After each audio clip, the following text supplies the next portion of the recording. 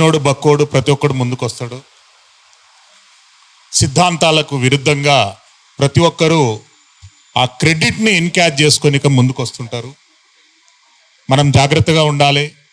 ఒక ఓటు రెండు రాష్ట్రాలని మొదటిగా నినాదం చేసింది జాతీయవాదం ఉన్నటువంటి వ్యక్తులు, జాతీయవాదం లక్షణాలు ఉన్నటువంటి పార్టీలు, జాతీయవాదం ఉన్నటువంటి జర్నలిస్టులు.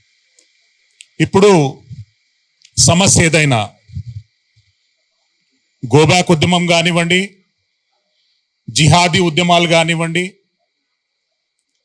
ఆజాదీ ఉద్యమాలు కానివ్వండి, అర్బన్ నక్సల్ ఉద్యమాలు కానివ్వండి, సూడో ఇంటెలెక్చువల్ ఉద్యమాలు కానివ్వండి, లాస్ట్కు జిల్ల పురుగుల ఉద్యమం అయినా కానీ టాప్ టు బాటం వాళ్ళే ఉంటారు, కలర్లు మారుతుంటాయి అంతే.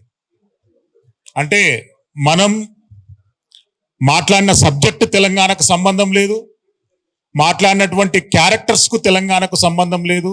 అందులో నష్టపోయేవాడు తెలంగాణ వాడు కాదు, లబ్ధి పొందేవాడు తెలంగాణ కాదు.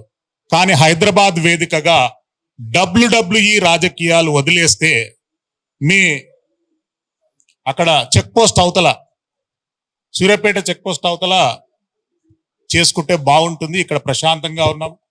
ఇక్కడ అన్ని మతాలు, అన్ని జాతుల వాళ్ళకు ఒక బ్యారికేడ్స్ పెట్టుకొని ఉంటున్నారు. జాతీయవాదాన్ని అన్ని రంగాలలో ప్రమోట్ చేయడానికి యువకులు ముందుకు వస్తున్నారు. వాళ్ళ కులాలు కానివ్వండి, ప్రాంతాలు కానివ్వండి, అవన్నీ చూసే పరిస్థితులలో ఈరోజు భాగ్యనగరం లేదు, ఎంతో అభివృద్ధిగా వెలుగొందుతుంది. రాజకీయాలు ఏమన్నా ఉంటే అవుట్ ఆఫ్ ది ఫ్రేమ్ లో ఉండాలి. తెలంగాణ యాసను భాషను టార్గెట్ చేసుకుంటే రాజకీయాలు ఉంటే మాత్రం తెలంగాణ జాతీయవాదులే వాళ్లకు మందు పాత్రేస్తారు. మీరు చేసేటటువంటి ప్రతి ఉద్యమం వెనుక కూడా ఒక స్వార్థం ఉంటుంది. నిస్వార్థమైనటువంటి రాజకీయాలకే తెలంగాణ వేదిక కావాలని అనుకుంటున్నాం. ఇక్కడ పనిచేసేటటువంటి ప్రతి వ్యక్తి కూడా నిస్వార్థంగానే పనిచేస్తున్నాడు. మీరు వచ్చి ఇక్కడ పొల్యూటెడ్ రాజకీయాలు క్రియేట్ చేయొద్దు అంటని చెప్పి నా విజ్ఞప్తి చేస్తుంది.